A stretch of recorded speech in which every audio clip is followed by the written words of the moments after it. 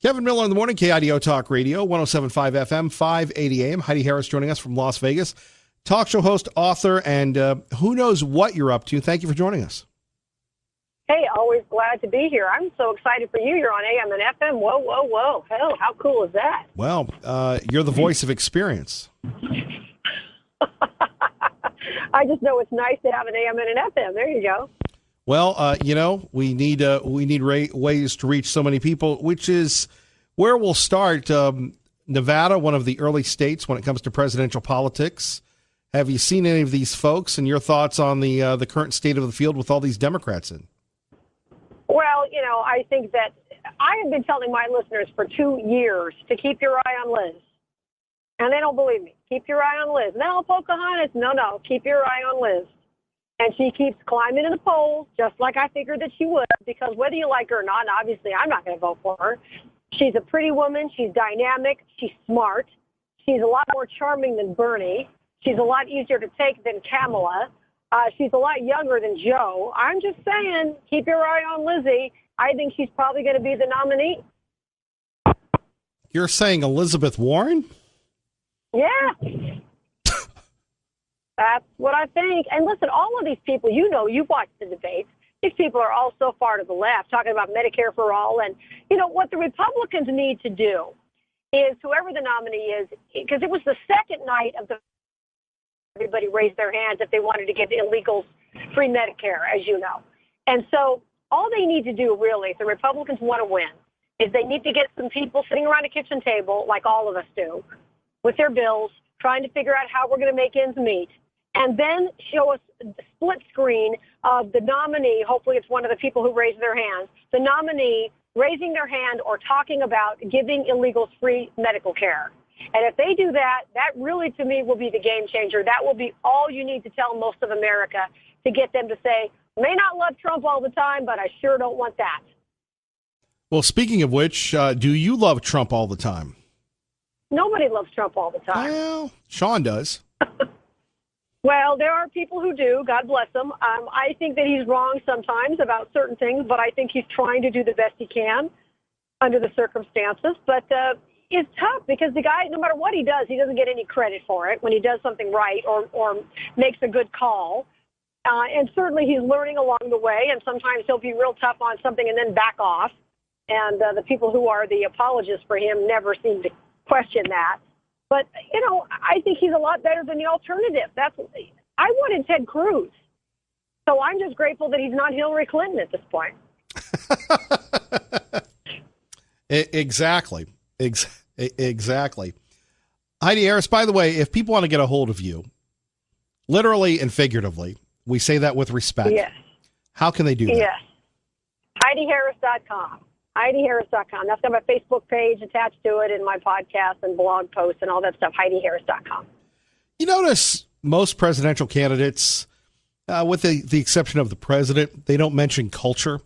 Well, maybe the libs a little with Mayor Pete and stuff, but that's what I love about you is that you don't hold back when we're talking about right and wrong and culture. And yet that seems to be a thing of the past, particularly with the Republicans. Oh, absolutely, with the Republicans. They have totally gone wobbly on culture. They don't care. They have totally abandoned the culture war, which drives me to distraction, especially here in Nevada. And listen, I live in Vegas. I know this isn't Mayberry. I get it. This town was built on hookers and mobsters. I understand all of that.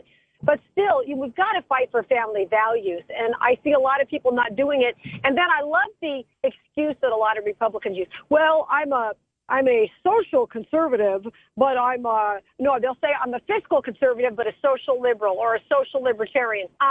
You can't have it both ways because we all pay the price when society crumbles, when the family structure crumbles, when right and wrong crumbles, we all pay the price.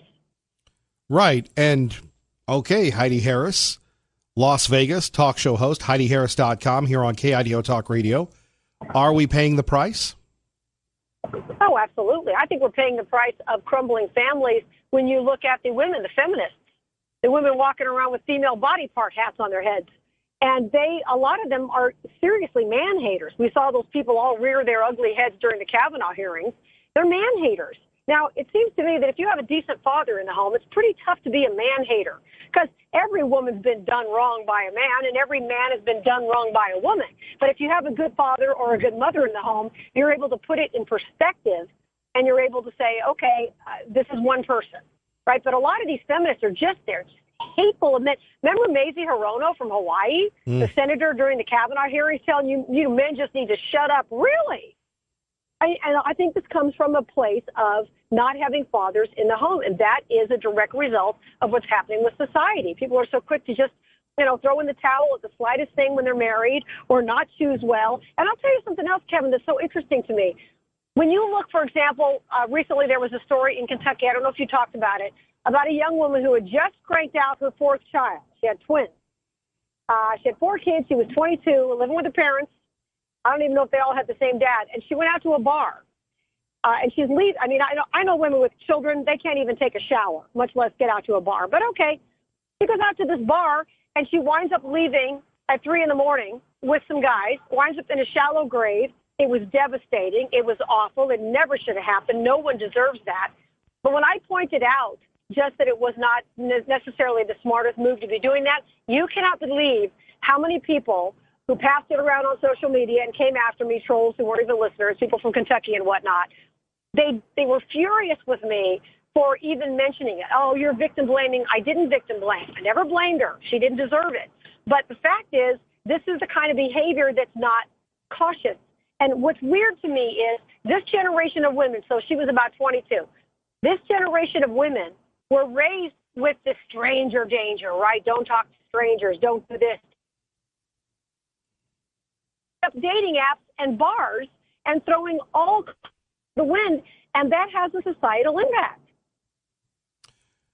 No, I agree with you. Our great friend Heidi Harris joining us, and let's talk a little bit about this. We work with young people, and it's amazing to me that instead of meeting people or what have you, it's, they give people a swipe on these apps, and relations before marriage, they don't mean anything anymore, and people have become, receptacles for sex. We're seeing this more and more. Yeah, it's true, and it's very sad. And a lot of the kids, too, nobody wants to talk about this, but a lot of these kids, by the time they're 11 or 12 years old, are seeing adult entertainment. I'm cleaning that up for the air. They're seeing adult things online. And boys are believing this is the way you treat women. Women are believing this is the way you act around men. It's meaningless. It's recreation and nothing more. And unfortunately, they're getting a very stilted view of what a relationship between a husband and wife should be. And it's very, very sad. And we're seeing it happen all the time. And, some people would say, oh, well, it's good to watch that stuff at home because then at least they're not, hurting other people or they're not out perpetrating. But that's not true either. And the stats on the other things that go on, and I'm cleaning this up for the morning show, but there's a lot of bad stuff that goes on among people who are exposed to this type of thing at a very early age. And some folks will say it's no big deal, but when you look, and you've seen it, I'm sure you've talked about it, the top websites in the country, I think Drudge is way down there below some adult sites, right? And so this is all part of what's disintegrating the culture little by little. Indeed. So as people of faith, what do we do? How do we stop it? How do you stop it? You're on the front lines of this because, we have our audiences and you love radio. You have dedicated yourself, put everything you have into talk radio. You've been, a bullet catcher, and it's different talking to an audience, whether it's liberals or conservatives on the radio, and then you engage in these folks online that come after you. Well, yeah, that's true. And it's interesting also to me that people are, if you say that they're wrong, they are victim blaming. I'll give you an example. I was in front of a pet store one day, and it was 100 and something, and this guy had a dog in the car. And it was one of those pet stores, PetSmart, Petco, whatever, and the doors are opening and closing pretty quickly, when people would step on the thing. So when the door would open, I started yelling in the store, you know me, how dog is this? And the guy finally came out, the dog wasn't in major distress, but it was still hot. And the guy came out, and I was, ripping him up and down. And then some girl wandered through the parking lot. She looked like she was about half out of it. This is Vegas after all. And she said, why are you giving him a hard time? In other words, she was mad at me for standing up against evil. And it's the same with those people who thought I was a jerk for mentioning that it's not a good idea to go out to a bar and put your life in danger when you have 4 kids at home. If you speak out against evil now and you speak common sense and you talk about cause and effect, now you're judging. Now you're victim blaming. Now you're doing some other thing that ends in ing. I don't know. But people don't like being told the truth. And unfortunately, when we're giving kindergartners parties and graduation ceremonies for learning how to put the lid on a marker, we wonder why they don't ever want to be told no. No, that's a very good point. And that's why we have her on. Our great friend Heidi Harris joining us, Kevin Miller in the morning. KIDO Talk Radio, 107.5 FM, 580 AM, the KIDO Talk Radio app. So back to the politics. What do you make of Mayor Pete? I think he wouldn't have gotten any attention if it weren't for his lifestyle. Yeah. And I think it's pretty rude of him to go after Mike Pence when Mike Pence has never gone after him for anything. If there's such a thing as having a difference of opinion, Mike Pence has a biblical point of view. Pete Buttigieg does not. And for him to attack Mike Pence, just arbitrarily attack him, shot across the bow for no reason, is outrageous. Plus, I'm sure you know Rick Grinnell, the ambassador to Germany, who is a super with him. That's how I know him a couple of times. Really, really smart guy. Now the ambassador to Germany, openly gay. And when he was sworn in by Donald Trump's administration, Mike Pence was standing there smiling when he was sworn in. So clearly Mike Pence is not the intolerant jerk that Pete Buttigieg would like to portray him as. And I guess he just did that to pander to his crowd because he's dealt with Mike Pence for years. He knows better. And that's what Mike Pence said. You know, of course, Mike's great about not saying too much. He just said he knows better. Right. Mike Pence showing some much needed restraint. Heidi Harris joining us. Kevin Miller in the morning here, KIDO Talk Radio. So, Heidi, back to matters of culture, and we've had these mass shootings going on. Your reaction and your reaction to what Congress has said. Well, let me give you an example. The red flag laws that have been discussed that everybody seems to think are a panacea because they're trying to go after our guns, and so far that's not working so well. But the red flag laws don't work if people don't have moral courage. Here's an example. Just recently, I'm sure you heard about, maybe you talked about that case in New Jersey, where the nanny was murdered by her ex-boyfriend. Not only the nanny, but her boss, the nightclub owner. Both of them were murdered in the house. Well, now we find out that the neighbors saw this guy sitting in front of the house for weeks. Nobody sits in a car in August in New Jersey. No one, except crazy people. So he was nuts. Nobody called the police. And ultimately, 2 people got killed as a result. And so that's a red flag situation that nobody wanted to get involved with. And when you look at Sandy Hook, Adam Lanza's mother bought him guns, knowing he was crazy. Parkland, Nicholas Cruz's mother, she bought him guns. She told the counselors, if Nick wants a gun, he can have a gun. How many times were the cops at his house? Hundreds of times, right? And this Betts character from Dayton, Ohio, now his friend bought him the guns and kept him in his house so his parents wouldn't see him. But this Betts kid was crazy forever. And nobody did anything about it. There's so much enabling that goes on in almost all these cases. Another quick one, the Waffle House shooting. That didn't get as much attention as it should have. That Waffle House shooter had his guns taken away from him by the feds because he had claimed that Taylor Swift was stalking him, and he tried to get into the White House. So the feds took his guns. His father was a license holder, so they gave the guns back to his father. And when he left town, the father said, hey, don't forget your guns. And that's how the people got killed at the Waffle House. So until you get rid of enablers, you're not going to be able to do anything with red flag laws. More coming up with our great friend Heidi Harris next. Don't forget the Spirit of Boise Balloon Classic just around the corner. More details on our website, KIDOTalkRadio.com. Kevin Miller with you. Coming up next, more Heidi Harris, KIDO Talk Radio. And rolling on the right side, our great friend Heidi Harris joining us. Kevin Miller in the morning, KIDO Talk Radio. She's from Vegas. Now, you've written a few books. Are you going to write any more? I am. I'm working on 2 other books about totally different topics. So far, I've written Don't Pat Me on the Head, and that's kind of about my career and growing up in Vegas and all that. And it's got a lot of good information. Even if you don't know who I am, it's got good information about radio and behind the scenes and how I pick guests and topics and how to be a good caller and all those kind of things. And I've written one called Cocktail Waitress Wisdom, life lessons that I learned when I did that job for years. And so I'm working on a couple others, as a matter of fact. All right. Which is the more, I don't want to say fulfilling, but which gave you the more insight into the human psyche, being a talk show host or a cocktail waitress? I think being a cocktail waitress prepared me for a lot of jobs I had after that. I remember when I went to work in a casino as an executive assistant, and I was so happy to get, behind the desk and get off the casino floor.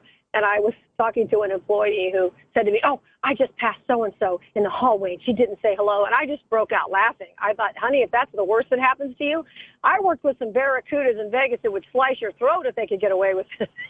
So I thought, that's nothing. And then it actually helps because you know how talk radio is. You're constantly under siege. You have to be, I'm not whining about it. You have to be able to handle it, and you got to be tough and let it roll off your back. And if I'm right about something, I don't care who's mad. But it's not for everybody. And my mother always gets upset. She goes, "Oh, I would just hate it if people were mad at me." Well, that's you, Mom. That's why you're not a talk show host. But, you don't want people to be mad at you, but they're going to be when you speak out. I mean, let's go back to the Bible for a second. The book of Acts, okay, which I've just been reading this last week again. In the book of Acts, the Apostle Paul and the disciples were wandering through town after town, and town after town, there were people in there who were triggered. People in there who were mad at them, people who wanted to run them out of town and did in many cases, or threaten their lives just because of what they were saying. So this triggering stuff is nothing new in the history of mankind, obviously. People don't like what you say. They can't just move on with their lives and go, "Oh, those crazy Christians, who cares what they say?" They couldn't do that even back then. People are upset if you're saying something they don't agree with, and we see that today all the time. No, we do, Heidi. So we go to the president saying, well, we could look at red flag laws. We could put pressure on the Republicans. Mitch McConnell seems to be trying to run out the clock here, as we've seen in the past. When Congress gets back in session, how much of the hyperbole will come from the Democrats and how much of the alleged pragmatism will we see from the Republicans? I think it's going to be interesting because we don't really know what will happen in the news by September when they get back. I think a lot of this furor will die down. I think that even though the NRA is in a complete disarray, I mean, they are just completely in disarray at this point, but much less effective than they should be. I don't think that they're going to kowtow to this. And it's not because, I hope it's not because they're afraid of anybody. It's because these laws don't work. And the red flag laws can so easily be abused. And that's the biggest problem, I think, for a lot of gun owners. We feel as if you're going after our guns again and you want national registration and this and that, even though they don't say that. And, of course, a lot of people believe that registration leads to confiscation, which has been proven in other countries. That's a big problem they had in New Zealand, I'm sure you know, when they tried to get everybody to turn their guns in. They didn't have a list of who had them. Right. So there you go. We don't want that in America because the 300 million guns that we have among us are not being used to kill somebody for the most part. And so we don't want you taking our rights away. We don't want only the bad guys to have guns. Look at the guy in Chicago, in Philadelphia. Look at this guy. He had a criminal record as long as my arm, and he had a gun. How'd that happen? Gee, I don't know. More with Heidi Harris next. Kevin Miller in the morning, KIDO Talk Radio, traffic and weather together. Good morning, Dave. Thank you, Larry. So like I said, the House is so different from the Senate because you've got crazy Nadler, you've got Nancy Pelosi, you've got the squad. What is your take on how the House will react once they come back in session? I think Nancy is not the Speaker of the House anymore. I think the squad is. I really do. I think people pay far more attention to what the squad has to say, even if it's just like people slowing down to see a car accident. I think they pay much more attention to that than they do anything Nancy has to say. Nowadays, she's kind of powerless. She can't stop them, and they don't care. She's used to people getting in line like a bunch of little partridges lining up behind Mama, and they have no reverence at all for her. They have no reverence for any of the older people or the titles that these older people may have, and I think it's funny to watch, actually. Yeah, I would say it is, but, you know, you deal in the social media world much more than I do. You really believe that, okay, you have millions or half a million people on Twitter that can really influence change? Let's say it's outside your congressional district that has influence, that has sway. That's the point right there that you just made. A lot of people may love her, but they may not be able to vote for her. And I don't know that she will get reelected. And I think that Nancy Pelosi and the Democrats, you know, they're frantically behind the scenes trying to find somebody who will challenge her. I mean, who knows if they'd be willing to give up that seat to a Republican just to get rid of her. She's just a problem. I mean, she says crazy things, and she does not listen to leadership. And it's impossible for Nancy to try to get her arms around the House like she used to. And Nadler's the same way. He keeps pushing for impeachment, as you know. And Nancy's not going for that because Nancy understands. She's there because she's treacherous. She's not stupid. And she understands that impeachment's not going to work. They've tried to throw everything at him they possibly can. They haven't gotten rid of him yet. And so, they're just stuck at this point. They are. And it'll be, much CTV. Okay, after the shootings in Dayton and El Paso, the language of Beto O'Rourke and others, totally disrespectful. The media as well. You've been on these big shows. What do you make of the libs just calling the president names, insightful names? Well, they do, and they get away with it. But what I found more interesting to me is that the people like Bernie and some of the other candidates are complaining about the coverage they're getting in the press. They don't like the fact that the press is not complicit. See, it used to be that the press would do their bidding, basically, and talk about whatever they wanted to talk about and put their message out there.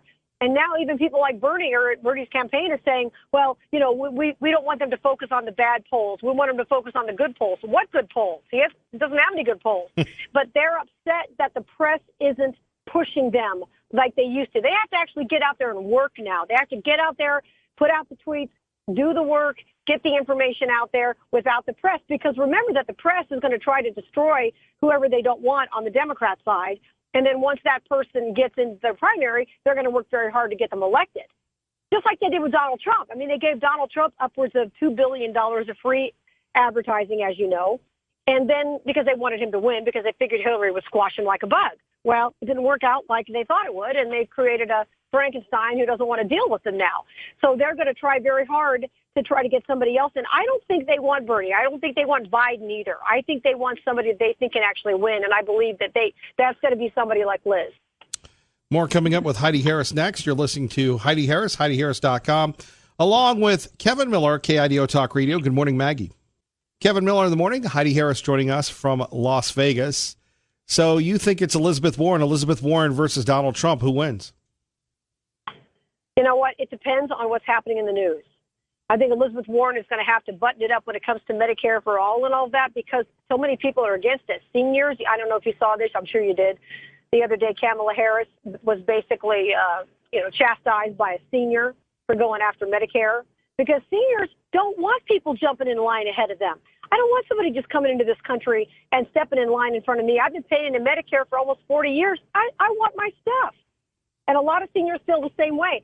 The only people who want the free stuff and who don't understand the consequences are the young, dumb ones, and they may stay home on Election Day.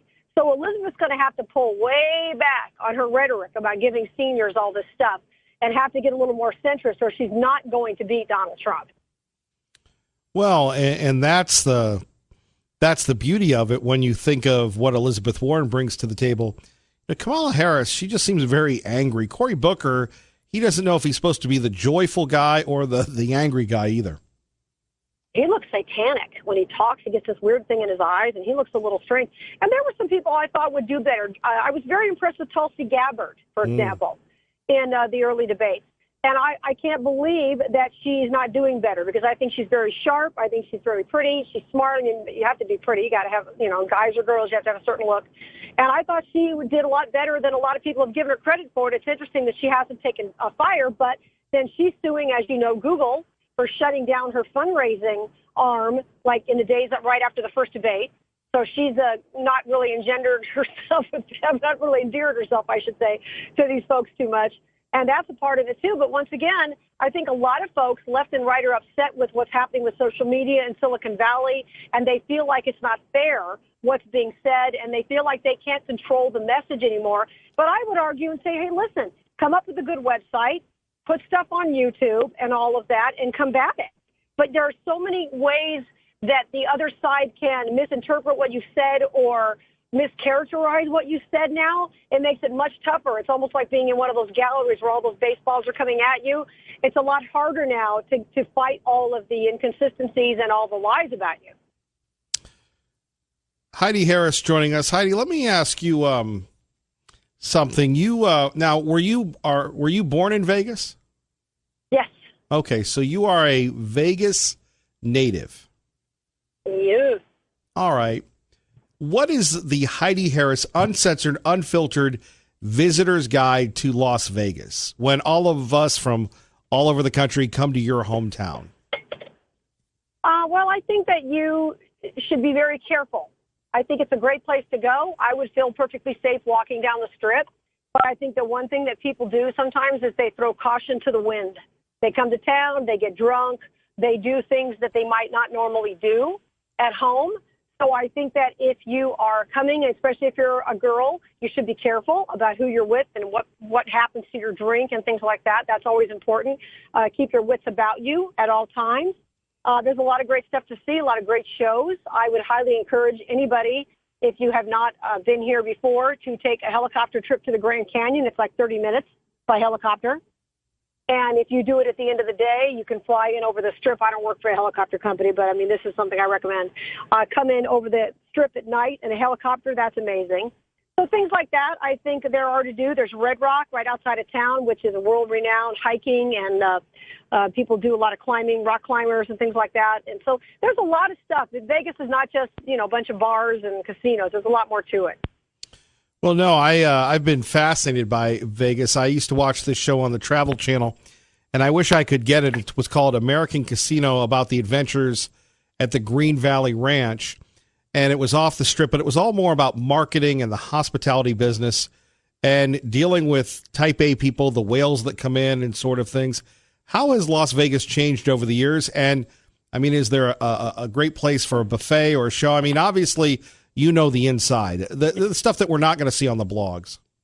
Yeah, isn't that the show where the guy died of a drug overdose? It was the big star of it, I think it was. Yeah. There's a lot of stuff that I think that you should just keep your eyes open for a lot of the cool shows and the events that take place. And, it's just a fun town. There's just so much going on here. And people just need to look into all the different things that are happening. Downtown is really kicking. They're building a brand new hotel. Derek Stevens, who owns the D, is building a new hotel. That's going to be very exciting. That'll be built next year. Downtown is really resurging. And so, it's a great place. But once again, like any other place, you and I go to Washington, D.C. every year for that Federation for American Immigration Reform event. And there are streets I wouldn't go down in D.C. You have to be careful wherever you are. And so it's a great town, and there's a lot of stuff to see, and it's always changing, that's for sure. Although people are upset about the parking, they're now charging for parking. They're now charging ridiculous resort fees, so double check that if you make reservations to come to Vegas. Ask about resort fees. Find out what they're going to tack onto your bill. Some hotels, you're going to love this. The Caesars Palace even, and maybe some others. If you even open the minibar, Kevin, even open it, they charge you. What? Don't even take anything out of it. Just open it and look and see what's in there. They charge you. I'm not making that up. It's crazy. Boy, that is that is something. Heidi Harris joining us with some insider tips on Las Vegas. Let's go back to culture. You think we're ever going to see anybody that proudly embraces culture running for national office because the media vilifies people of faith so much? I don't know. I think that if something were to happen and Donald Trump were to step down or Mike Pence were to become president, I think that he would. But I also think that you have to be very stealthy about the way you approach it, because a lot of people consider anything that's standing up for your values to be an attack on them. And unfortunately, that's really not the way the world should work. And the fact that I have biblical values doesn't mean that I treat anybody who's, not a believer or might be gay, or I don't treat them any differently. I don't treat them with any disdain. I'm not rude to people. People I've worked with could never say that I treat them any differently, because I do not. I treat them with respect. So there are people, I guess, who just aren't, that's not good for them. That's not good enough for them. I mean, listen, let's be honest. Donald Trump, when asked about Pete Buttigieg, said he had no problem with Pete Buttigieg and his husband on stage. That's what Donald Trump said. See, he's not a social conservative. He's never been a social conservative. And yet the gay, I don't want to say, well, the gay, I guess the gay activists, it's not all the gay people, but the gay activists, no matter what he does, they're not happy. Right, but they can't label him a social conservative. And Heidi, people like you and me, we're a dying breed, not only in talk radio, but I think politically social conservatism, which who would have thought pre-Obama that would happen? Well, I think it's riskier standing up for your values now. It's easier to go to the Drudge Report, and I'm not trashing Drudge, but it's easier to go to the Drudge Report and just talk about national issues and damn illegals and this and that. And it's easier to do that than it is to actually talk about issues that are affecting society. And of course, the illegal immigration issue does affect society in a huge way. But there are other things that affect society also. And unless we focus on that, I think, we're going to lose it quickly. What's scaring me, I shouldn't say scared, because I know that God's got this, and I read the back of the book, we win. But what is disturbing to me is the rapidity at which our culture is declining. I mean, there's always been sin and evil and all that kind of stuff. It's always existed. But it used to be that there was less acceptance of bad behavior than there is now. It's always gone on. It goes on in every society. But now people just put it right out there. Yeah, this is what I'm doing. Too bad. You don't like it. I mean, it's pretty shocking. Well, and it's glamorized on social media. Oh, absolutely it is. Absolutely. Because people want you to be able to be dragged down into the dumps with them. They don't want you to be taking a stand on anything. And if you do stand up for something, now they call you, some kind of phobic or something. It's not about that. It's about this is what I believe. This is right. This is wrong. And if more people in society did this or that, I believe society would be better. But you say that and that you're immediately branded as an intolerant person. Or my favorite label, the extremist. Oh, yeah, you're an extremist. But, I just ignore these people. And you may or may not win every battle. Chuck Colson, in one of his books, and I'm going to paraphrase this because I don't have it in front of me. In one of Chuck Colson's books, and this is called Kingdoms in Conflict. And he had a great line that I've used at many speeches that I've given. And he says that even when you feel as if you're not winning the culture war, in other words, you've lost a few battles, a few skirmishes, whatever it might be, and you feel like you're not making a difference, remember that we are called to be faithful. We're not called to win every battle. We're called to be faithful.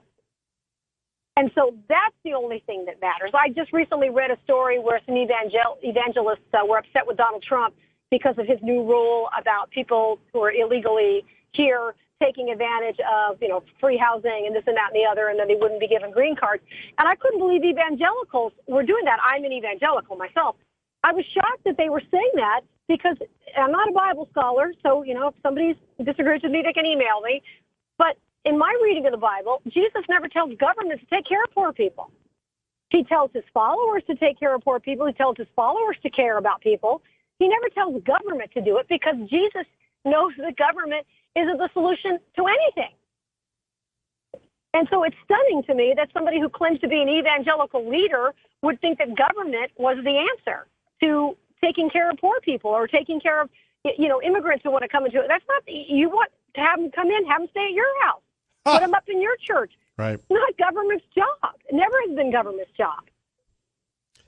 Well, and when you talk to people of faith, it's very troubling when you have people that have spoken out, and we can go back to Jim Baker and all that have lost faith and have become a hypocrite. And it's funny, they all label us a hypocrite. That's their number one thing. If we're not an extremist, if we're not a phobe, we're a hypocrite. Yeah, my friend Frank Turek, who wrote a book, several books, but one of the most famous is called I Don't Have Enough Faith to Be an Atheist. He's an apologist. He speaks all over the country, mostly to college kids. And he says when people say, I'm not going to go to church, there's too many hypocrites there. He says, come on in, we have room for one more. Because we all are. But I would say to people, and I've had folks tell me this, well, I was burned by my last church. I'm sure you've heard that, right? And the people there were this and that and the other. Okay, so let's say you were burned by your last church. I would say to people, well, haven't you been hurt in a romantic relationship before? I have. Everybody has, right? And they don't give up on that, do they? They're still dating. But if they get hurt once in church, they're never going back to church. Oh, come on. Give me a break. What an excuse. More with Heidi Harris next. Kevin Miller in the morning, KIDO Talk Radio. Thank you for waking up on the right side. Heidi Harris joining us from Las Vegas as we ponder all things of faith and of non-faith and of value. Now, HeidiHarris.com, what do you make of this online stuff? You've got your own platform, you're publishing, you're a modern-day walking, living platform. I'm exhausted. You know, it used to be that you just did your prep for a show. I know people think we just walk in and flip on the mic, but you do your prep for your show, your hours and hours of reading and prepping, and eliminate. Sometimes you're going to read on things you're going to talk about. Other times you're going to eliminate things. But now you've got to do that. I don't really do Twitter too much because Twitter locked me out of my main account and they shadow banned me on my backup account. So I don't bother with Twitter too much except to follow some news. But you still have to, you want to connect with your audience. Obviously, I don't consider that a chore. But there are a lot more ways to reach people than there used to be. And you're just responsible for a lot more. I've done some videos, not very many. I put a few on YouTube, Heidi Harris Show on YouTube. But I put a few, but every time I set it up, I get discouraged. The lights aren't good and this and that and the other. And so, but you have to just keep reaching out to people and making an effort and doing more than we used to be able to do or used to have to do in talk radio because your audience is everywhere now. I would agree with you on that. So back to writing a book. I always love talking to authors. I always love talking to people that have done that. What was that like? Because you're a spoken word person and that you've written several books and you're writing several more. Well, I don't know. I actually had somebody ask me one time at an event, so how'd you get into radio? I didn't have that 30-second elevator speech, and I thought I should write a book. And I didn't want to write one about, this is the day I was born and this and that. Oh, brother, who cares? I read one book by a famous person. I'm not going to tell you who it was. Okay, Laura Bush. And 150 pages in, she was still talking about going to Grandma's house for a Sunday lunch. She hadn't even married George yet. I'm like, I'm out. Okay. I hate that. I didn't want to do that. I've got, chapters on various phases of my life are very, very, they're all short chapters. I have a short attention span. But I thought that it would be interesting for people to know what's happened in a couple of work situations I've had. It's not a tell-all. It's not a nasty book. It's not a negative book. I've got a couple of stories in there that are important for people to know where I got the title for the book. Don't pat me on the head. A lot of women can relate to that. It's not a woman's book. I mean, it's anybody's book who likes talk radio. But I talk about also, guests and topics and, a little behind the scenes of what we do and how I brought a dog in one time to work that I rescued off the street and it proceeded to eat the chair in the studio while I was on the air. And, crazy stories like that, the time that the girl sprayed a bunch of gel into my hair to make it look like Tanya Harding hair right before I went on O'Reilly. Things like that I think are funny behind the scenes and the ups and downs. And then right when I got I have a chapter early on in the book, and the chapter is entitled, I mentioned that by the end of the book, I could be out like a bag of trash. Well, oddly enough, by the time I finished the book, I was out like a bag of trash. So I have a chapter on that and why I got fired the last time and what happened. And I addressed the larger issue of the people who are triggered, who are going to be in control of everything. I just read a story, I'm sure you saw too, about how big advertisers, like they mentioned Fidelity, they mentioned some other ones, are now really terrified to have their names associated online with any kind of stories that have any kind of political leanings or certain words and all that. And so what that means is they're so terrified of taking a side and having people go after them that the whiners are going to be really running the show. And it's going to be a very tough thing because there was a kid when I got fired, he sent me an email and I put it in the book because I thought it was so indicative. And he said, I should never have to face hatred and bigotry because of who I love. And I just emailed him back and I said, let me tell you something, you little snowflake. Nobody's entitled to acceptance. No one. I'm not. When I walk out the door, somebody's going to have an opinion on what I drive, what I wear, what I eat, the kind of dog I have, the kind of music I listen to, the kind of show I do. Nobody's entitled to walk down the street and have everyone salute them, any of their decisions in life. But we've got a whole bunch of people now who seem to think that unless you salute them and tell them they're great, you are intolerant. I have Christian friends who will not tell their children that they're wrong because they don't want to alienate their kids. Now, that's not the same thing as saying, I love you anyway. Now, if I were a parent and my kid were making bad decisions, I would say, look, I love you no matter what because just like God loves you, but I'm not going to salute everything you do. Well, we got a lot of parents today, even Christian parents, who will not say that to their kids because they don't want to upset them. And that's concerning because if those kids aren't learning to do things correctly, who's left? More with Heidi Harris in a minute. Traffic and weather together. KIDO Talk Radio. Good morning, Dave. Thank you, Larry. We appreciate that. So you go back to the coddling of America. How do we how do we get back to the idea of initiative versus entitlement? Well, it's very tough. I read a story today in the local newspaper where they were talking about food stamps and cuts to food stamps, and the woman that they showed as an example at the food bank was complaining that she only got $340 a month for food stamps, and then you go to read a couple more lines, she's getting ready to have her third baby in 2 weeks. What? What? And nobody will say it. I'll say it. I said it on the air this morning loud and clear. Are you kidding me? But see, if you say that, you're intolerant, you're judging, you're this, you're that. No, I don't care how many kids you have, as long as you can feed them. But nobody wants to say to her, honey, we're not going to give you any more food stamps. Stop having children or whatever. We're bad people if we say that. And that is so wrong, and I refuse to accept that. I'm right about that. It's wrong for her to be cranking out her third child and going to food banks and taking food from veterans and other people who might benefit greatly from that food. It's wrong. You shouldn't have children you can't support, and you certainly don't have a third one if you can't support the other two. I mean, that gets a big duh.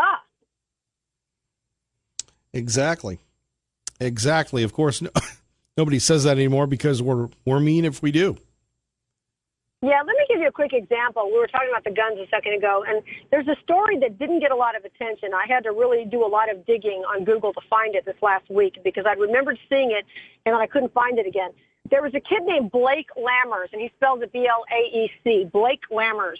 He was in Missouri. A couple of years ago, he went into a Walmart, and he had a knife, and he was wearing a Halloween mask, and he was following an employee through the store.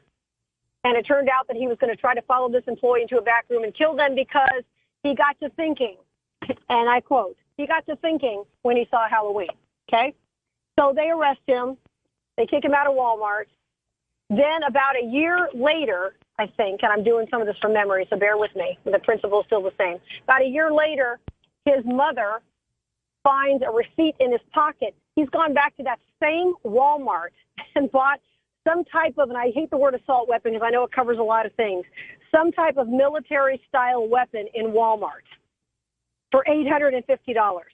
He's got it in his possession. His mother had the objectivity to call the police and report him. And he's now doing 15 years because he had planned to go back to the Walmart, I guess, and shoot a bunch of people up. This kid he'd been put in the psychiatric ward 7 times. The family had spent $50,000 trying to fix him and had not been able to. They kept getting different diagnoses and that kind of thing. But the important thing is the parents had the objectivity to say, hey, this kid shouldn't have this gun. How many lives were saved by Blake Lammers' parents? We'll never know. We will never know. But they had the incredible objectivity to do it. And the mother said she was devastated. She said, I'm doing this. I'm going to ruin my son's life, but I can't let this go. Right. And that's what she did. But that's a story that didn't gain you anywhere near as much attention as it should have because tragedy was averted. Heidi Harris, thank you. Kevin, always a privilege, my friend, and I cannot wait to see you in D.C. You're buying me lunch, right? I am. Lunch is on me. Okay. Okay, my friend. Great talking to you. Heidi Harris, take care. You too. Thank you, Heidi. Thanks, hon. Always great talking to you. Look that story up, Blake Lammers. Look it up. He was in Missouri. I will. It's a crazy story about a kid who never should have had a gun, and thank God for his mother. I'll check it out. Thank you again, dear. Okay, thank you too, hon. I'll talk to you soon. Okay, bye-bye. Bye, hon. Bye-bye.